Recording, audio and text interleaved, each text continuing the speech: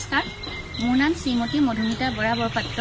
মই অসম ৰাজ্যিক গ্ৰামীণ জীৱিকা অভিযানৰ অন্তৰ্গত লখিমপুৰ জিলাৰ কৌনাবাৰী ব্লকৰ নিচলালোক গাঁও পঞ্চায়তৰ বিনোদন CLFৰ কৃষ্ণা গ্ৰাম্য সংগঠনৰ ৰূপালী মহিলা আত্মসহায়ক গোটৰ এগৰাকী সদস্যা। মই 2013 চনৰ পৰাই কাঠফুলা ফাৰ্মৰ লগত জড়িত যদিও আত্মসহায়ক গোটৰ জৰিয়তে আভ্যন্তৰীণ ঋণ কনকলতা আঁচনিৰ টকা লৈ মোৰ ফাৰ্মখন লাহে লাহে ডাঙৰ কৰিবলৈ সক্ষম হৈছো।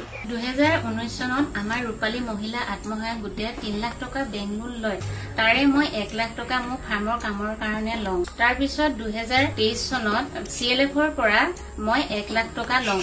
মোৰ ইয়াত বছৰি প্ৰায় 8ৰ পৰা 10,000 কাঠফুলাৰ চিলিণ্ডাৰ তৈয়াৰ কৰা হয়।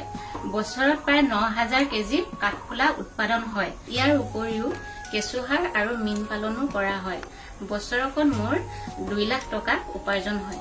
অসম ৰাজ্যিক গ্ৰামীণ জীৱিকা অভিযানৰ জৰিয়তে মই সকলো সুবিধা পাই আজি মই নিজকে স্বাৱলম্বী হ'বলৈ সক্ষম হৈছো।